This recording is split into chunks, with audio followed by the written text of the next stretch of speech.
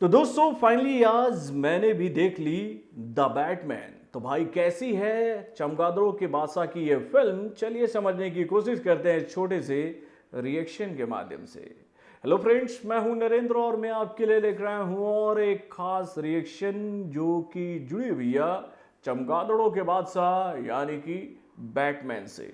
तो भाई इस फिल्म की तारीफ हम लोग लगातार सुन रहे हैं हर एक सोशल मीडिया प्लेटफॉर्म पर। कई सारे क्रिटिक ऐसे हैं जो कि इस फिल्म को अभी से ही ऑस्कर अवार्ड देने लगे हैं। उनको इस फिल्म में बहुत सारी चीजें ऐसी दिख गई है जिसको देखने के बाद उनकी पुतलियां जो है ना आंखों की वो चौड़ी हो गई, और इस फिल्म को देखने के बाद वो चौड़े होकर ये बात कर रहे हैं कि भैया इस फिल्म को तो ऑस्कर मिलना चाहिए, ऑस्कर लायक है ये फिल्म।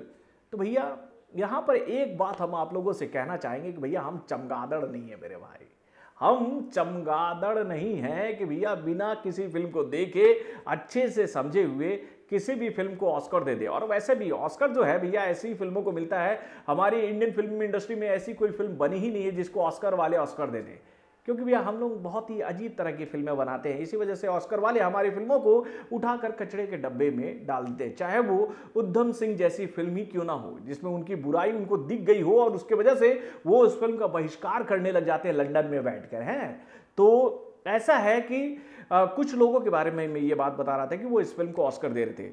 और यहां पर मैं आपको एक वैज्ञानिक जानकारी देना चाहूंगा जिसके बारे में आपने भी अपने स्कूली लाइफ में पढ़ा होगा कि चमगादड़ों की आंखें तो होती हैं लेकिन वो अपनी आंखों से कुछ भी नहीं देख पाते हैं, और वो इस कमी को पूरा कर पाते हैं अपने कानों के माध्यम से। यानी कि भैया चमगादड़ों को लेकर ये बात कही जाती है कि उनके मुख से अल्ट्रावायलेट वेव्स निकलते हैं, यानी कि उनकी आवाज इतनी तेज होती है कि उसको एक आम इंसान सुन ही नहीं सकता है, और वो उन्हीं वेव्स की मदद से उड़ता है, आगे जाता है, और इस बात का वो अंदाजा लगाता है कि वो जिस दिशा में उड़ रहा है उसके आगे कोई अवरोध तो नहीं है। यानी कि आपने कई बार देखा होगा चमगादड़ जब उड़ते हुए दीवार के सामने आता है या फिर किसी ऐसी चीज के सामने आ जाता है जिससे वो टकरा सकता है, लेकिन वो उसके पास आकर टकराता नहीं है बल्कि उसके बहुत ही करीब से उड़कर निकल जाता है बिना आंखों की मदद से। यानी कि उनके पास आंखें नहीं होती है, तो वो ये ऐसा कैसे कर पाते हैं? तो भैया वो अपने कानों और अपने ध्वनि की वजह से कर पाते हैं, ये बात हम सब जानते हैं। लेकिन भैया ये शक्ति हम लोगों के पास है क्या? है नहीं है ना भैया ये शक्ति। तो हम तो इस फिल्म के मेकर से यही बात कहना चाहेंगे कि भैया ठीक है, आपका सुपर हीरो जो है वो बैटमैन है, उसकी आंखें नहीं है, वो आंखों से देख नहीं सकता है, वो आंखों से केवल पिक्चर क्लिक कर सकता है। तो भाई हम लोग तो ऐसे नहीं है ना। तो भैया कम से कम आप इस फिल्म का कलर टोन थोड़ा सा ब्राइट करते तो हमें पता तो चल पाता कि भैया फिल्म में आखिर में हो क्या रहा है। भैया इतना डार्क मूवी, इतना डार्क मूवी कि हम क्या कहें। बहुत सारे सीन तो ऐसे थे जो कि समझने के लिए भी हमें समझना पड़ रहा था डायलॉग के माध्यम से। यानी कि भैया हम भी आज चमगादड़ बनकर बैठे हुए थे सिनेमा घर में कि डायलॉग जो चल रहा है, म्यूजिक जो चल रहा है, उसके माध्यम से आप फिल्म को समझो कि भैया फिल्म में हो क्या रहा है। यानी कि भैया डार्क मूवी बनाने के चक्कर में इस फिल्म के मेकर्स ने बहुत ही डार्क कर दिया था, जो कि इस फिल्म का सबसे बड़ा ड्रॉबैक है। और उसके बाद अगर हम बात करें भैया कहानी की, तो नो डाउट कहानी ठीक ठाक थी, सस्पेंस बना हुआ था, थ्रिलर बना हुआ था। भैया कौन मर्डर कर रहा है, किस लिए कर रहा है, ये जो कहानी थी वो अंत तक होल्ड कर रही थी और अच्छा भी लग रहा था। कॉन्सेप्ट बहुत ही बेहतरीन था। और कॉन्सेप्ट की अगर हम बात करें, वैसे तो आपको तो ये है कि अमूमन मैं अपने किसी भी रिव्यू में किसी भी फिल्म की कहानी को आप लोगों के सामने रिवील नहीं करता हूं, और इस फिल्म की कहानी को भी मैं आप लोगों के सामने रिवील नहीं करूंगा। लेकिन अगर एक लाइन में हम इस फिल्म की कहानी को अगर आपको समझाने की कोशिश करें, तो भैया फिल्म का जो प्लॉट है वो ऐसे झूठे लोगों के वादों के ऊपर आधारित है जो कि लोगों को ठगने के लिए बड़े बड़े वादे कर देते हैं, लेकिन वो अपने वादों को करने के बाद में मुकर जाते हैं। यानी कि भैया हमारे जो पॉलिटिशियन हैं, और पॉलिटिशियन केवल इंडिया में नहीं वर्ल्ड में भी ऐसे भरे पड़े बहुत सारे पॉलिटिशियन हैं जो कि लोगों के सामने आकर झूठे वादे करते हैं और अपने वादों से मुकर जाते हैं। और इन्हीं वादों की वजह से इस फिल्म में बहुत सारा ताम झाम हो रहा है। और भाई इस ताम झाम का क्या सीधा कनेक्शन बैटमैन के साथ है? तो इस फिल्म को समझने के लिए, यानी कि इस कहानी को समझने के लिए आपको इस फिल्म को देखने जाना पड़ेगा सिनेमाघर में। उसके बाद अगर हम बात करें भैया इस फिल्म के परफॉर्मेंस वाले डिपार्टमेंट की, तो भैया इस फिल्म में नजर आने वाले जितने भी कलाकार हैं सब ने बहुत ही बेहतरीन काम किया है। कहानी के अकॉर्डिंग जो उनका परफॉर्मेंस था वो बहुत ही जबरदस्त था। लेकिन यहां पर एक बात मैं आप लोगों से जरूर कहना चाहूंगा कि भाई ये एक सुपर हीरो की मूवी थी। बैटमैन को लेकर हम यही बात जानते हैं कि भी अगर हम बैटमैन की मूवी को देखने जा रहे हैं तो उसमें हमें बहुत सारे अद्भुत एक्शन देखने को मिलेंगे।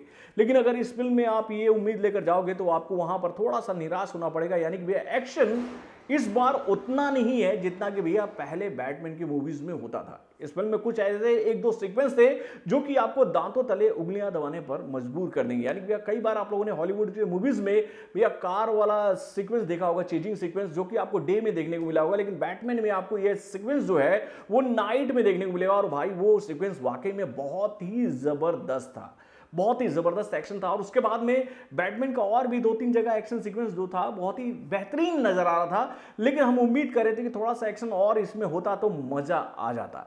तो दोस्तों ओवरऑल कहानी बहुत ही अच्छी है, डायरेक्शन बहुत ही अच्छा है, लेकिन पिक्चराइजेशन इस फिल्म का बहुत ही अच्छा है, लेकिन ये पिक्चराइजेशन कमजोर हो जा रहा है इस फिल्म के कलर टोन की वजह से। और उसके बाद अंत में मैं भैया हॉलीवुड के बड़े बड़े सुपर स्टार्स को लेकर या फिर कह भैया बड़े बड़े सुपर हीरो को लेकर एक ही बात कहना चाहेंगे, भैया ये जो सुपर हीरो है ना वो केवल अपनी ही कंट्री को बचाना जानते हैं। और भाई ये जिस कंट्री के सुपर हीरोज हैं वो आज एक कंट्री को भैया गृह युद्ध में झोंक कर रख दिया मेरे भाई। यानी कि मैं बात कर रहा हूं यूक्रेन की। आज यूक्रेन की जो हालत हुई है वो इन्हीं सुपर हीरोज के कंट्रीज की वजह से हुई है। यानी कि उन लोगों ने यूक्रेन को चढ़ाया और आज यूक्रेन पर रशिया वॉर कर रहा है मेरे भाई। तो इन सुपर हीरो को थोड़ा सा आना चाहिए था यूक्रेन की सहायता के लिए, जो कि भैया चढ़ा देते हैं और उसके बाद में आते भी नहीं है लोगों की मदद करने के लिए। फिल्म का लेंथ इतना क्यों ज़्यादा था, ये बात भी मैं आप लोगों को बताना भूल गया था कि भैया फिल्म जो है वो 3 घंटे की मूवी है मेरे भाई। इस फिल्म में ऐसे कई सारे सीन्स थे, कई सारे सीक्वेंस थे, मुझे जो लग रहा था कि उसको नहीं होता तभी तो भैया फिल्म को कोई ज़्यादा फर्क नहीं पड़ता। लेकिन पता नहीं इस फिल्म के मेकर ने इस फिल्म को इतना लंबा क्यों किया है। इतनी अगर लंबी कहानी हमें देखने को मिल रही है तो भैया कुछ तो उसमें खास हमें नजर आना चाहिए था, लेकिन वो सारी बातें इसमें नजर नहीं आ रही थी। तो अंत में मैं इस फिल्म को लेकर यही बात कहूंगा कि भैया इस फिल्म को देखने के बाद मुझे ऐसा लगा कि भैया ये फिल्म बैटमैन की फिल्म है, इसीलिए इस फिल्म को 2.5 स्टार दे देना चाहिए, क्योंकि भैया फिल्म बहुत बड़े बजट पर बनी है। फिल्म बनाने की कोशिश भी अच्छी की गई है, लेकिन सारा के सारा कुछ जो गुड़ गोबर हो गया ना इस फिल्म में वो केवल और केवल इस फिल्म के कलर टोन की वजह से हो गया है। तो बॉलीवुड से जुड़े और भी कई सारे खबरों को जानने के लिए हमारे चैनल वन जंक्शन को सब्सक्राइब करना ना भूलिएगा और हमारे अपडेट्स को जानने के लिए बेल आइकन को जरूर दबाइएगा।